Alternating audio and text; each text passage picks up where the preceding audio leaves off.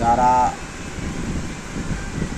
তন্ত্রমন্ত্র শিখতে চাইছো বা যারা তন্ত্রমন্ত্র না শিখে হয়তো মা কালী কিংবা শিবের হয়তো পুজো করছো, তো তাদের বিষয়ে আজকে আমি এই জিনিসটা তুলে ধরছি। বাজার থেকে সর্বপ্রথম তোমরা আগে একটা রুদ্রাক্ষর মালা কিনে আনবে। তো রুদ্রাক্ষর মালাটা দেখবা যাতে কোনো রকম প্লাস্টিক কাঠি না হয়, কারণ কত এখন উঠেছে প্লাস্টিক কাঠির রুদ্রাক্ষর মালা পাওয়া যায়, ঠিক আছে? সেই প্লাস্টিক কাঠি তোমরা নিবে না। রুদ্রাক্ষর মালা নিতে গেলে তোমাদেরকে সর্বপ্রথম ভালো মতন করে দেখে নিতে হবে কত মালার মধ্যে দেখবে 108 কাঠি রুদ্রাক্ষর মালা থাকে এবং কতটাতে 109 কাঠিরও মালা থাকে, ঠিক আছে? তো 108 কাঠিটা নিবা, বাড়িতে নিয়ে আসবা, তাকে কাঁচা দুধ গঙ্গা জলে শোধন করে নিবা। এবার তুমি যদি পারো তো প্রত্যেক দিন পুজোতে বসার আগে রুদ্রাক্ষর মালাতে একটু গঙ্গা জল ছিটিয়ে দিবা এবং তাতে একটু ধূপকাঠি দেখাবা। এই জিনিসটা যদি ভালো করে দেখাও তাহলে পরে কী হয়, আস্তে আস্তে রুদ্রাক্ষর যেটা ক্ষমতা বা শক্তি থাকে সেটা আস্তে আস্তে আরও বেশি হয়, ঠিক আছে? এবং সেটাতে রুদ্রাক্ষরটাতে গঙ্গা জল আর ধূপকাঠি তোমার দেখানোর পরে সেটাকে তুমি গলাতে পরে নাও। তারপর তুমি কালীর পুজো করো বা শিবের পুজো করো সেটাকে, তারপর তখন মানে গলাতে পরে নিয়ে তুমি পুজোটা শুরু করতে পারো। এই কারণে তোমাদেরকে আমি রুদ্রাক্ষর মালাটা পরতে বললাম, কারণ পুজো করার সময়তে, ঠিক আছে, অনেক খারাপ নেগেটিভ শক্তি আছে যেগুলো আমাদের আশেপাশে ঘোরাঘুরি করে, আমাদেরকে পুজোতে বাধা দেয়।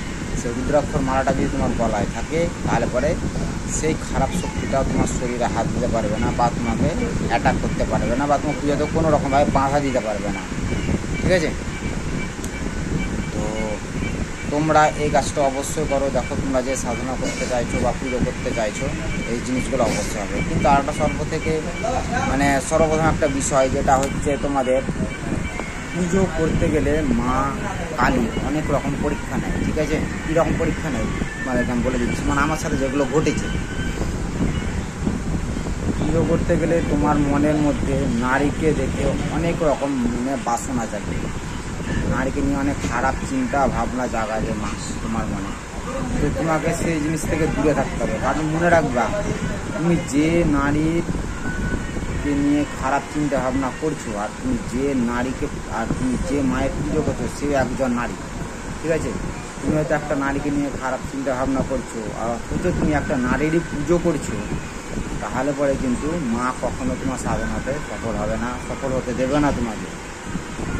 তোমাদেরকে সর্বপ্রথম এটা আগে মনে রাখতে হবে যে আমি কোনো রকম নারীকে দেখে নিজের মনের মধ্যে খারাপ ভাবনা আমি জাগাবো না, কোনো নারীকে নিয়ে মনের মধ্যে খারাপ কিছু চিন্তাও করবো না।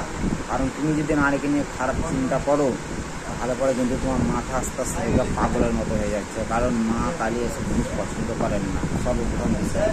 তাই তোমরা এই জিনিসটা সবসময় দূরে থাকবে, কারণ তুমি একজন নারীরই পূজা করছো, মানে মা কালী হচ্ছে একজন নারী, সে মায়েরই তুমি পুজো করছো। তাই তুমি একজন নারীর পুজো করে আর অন্য একটা নারীকে তুমি খারাপ চিন্তা ভাবনা করবে, তার নামে খারাপ ভাববে, তার সাথে খারাপভাবে মিশবে, তাকে খারাপ চোখে দেখবে, এটা কিন্তু হতে পারে না, ঠিক আছে? তুমি তাহলে কিন্তু সাধনায় সফল হতে পারবে না। এটা আমি বলে দিচ্ছি তোমাদেরকে। মা কিন্তু ওই ধারে তোমাদেরকে মনটা বেশি করে নিয়ে যাবে অন্য নারীর দিকে। মা পরীক্ষা নেবে, দেখবে যে তোমার মনটা তার প্রতি বেশি আছে, একটা নারীর প্রতি তোমার বেশি আছে। সেই টাইমে বা সেই মুহূর্তে বা সব সময় যদি তুমি তোমার নিজের মনটাকে কন্ট্রোল করে রাখতে পারো, যে কোনো নারীর প্রতি মনটা না দিয়ে যদি তুমি নিজের মনটাকে যদি কন্ট্রোল করতে পারো, মা কালী দ্বারা পুরোপুরি দিয়ে দিতে পারো, তো মনে রাখবে সাধনাতে তোমার তুমি আটকে দাঁড়াবে না, যদি তোমাকে তুমি 100% সফল হবে।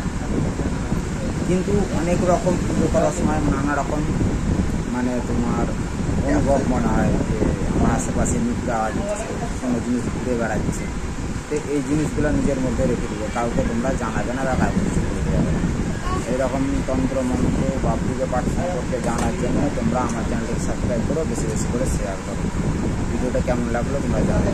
মা কালী বাবা বলেছি তোমাদের সবারই পরিবারের সকলকে ভালো রাখুক, সুস্থ রাখুক।